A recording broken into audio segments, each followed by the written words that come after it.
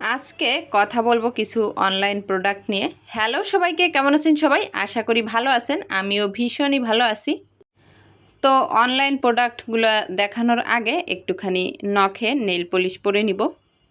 অনেক দিন হলো নখে নেল পলিশ পরি না, তো আজকে পরারও একটা কারণ আছে। সকালবেলা একটা পেজ থেকে 2টা শাড়ি অর্ডার দিয়েছি। তো শাড়ি 2টা ছিল নীল কালারের। বরের অফিসের ঠিকানা দিয়েছি আর আমার ফোন থেকে টাকাটা পেইড করে দিয়েছি। সকালবেলা ও যখন অফিসে যাচ্ছিল তখন আমি বলে দিয়েছি যে নীল কালারের 2টা শাড়ি অর্ডার করেছি আর 3 থেকে 4 দিনের ভিতর তোমার অফিসে চলে আসবে।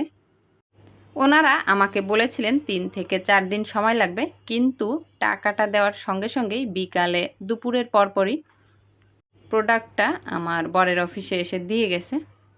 এই যে ঢাকাইয়া জামদানি পেজ থেকে আমি শাড়ি অর্ডার দিয়েছিলাম।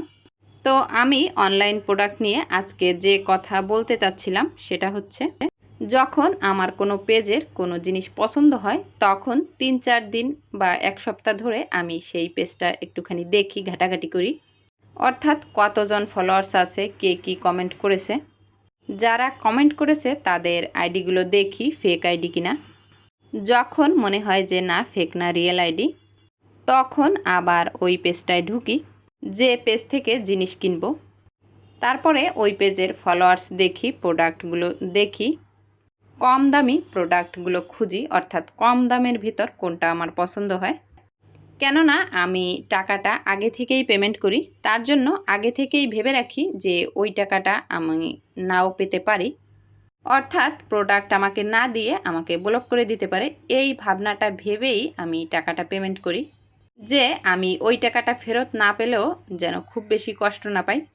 এরকম প্রোডাক্টটি আমি অনলাইনে অর্ডার করি।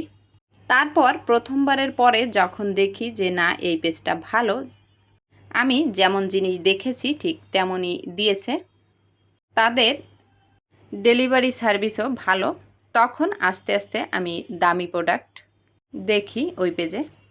কিন্তু হঠাৎ করে প্রথমেই আমি কোনো দামি প্রোডাক্ট কোনো পেজে অর্ডার করি না। তো আপনারাও এই জিনিসটা মাথায় রেখে অর্ডার করতে পারেন। আজকের ডেলিভারি সার্ভিসটা অনেক ভালো হয়, আমি একটুখানি ভিডিও করে দেখালাম। আর ওই যে নীল কালারের নেল পলিশটা পরেছি, ওইটার কথা একটু না বললেই নয়। বর যখন অফিস থেকে এসেছে তখন আমার জন্য নিয়ে এসেছে এই শাড়ির কালারের সাথে ম্যাচিং করে। এই প্রাপ্তিটা সত্যিই ভাগ্য।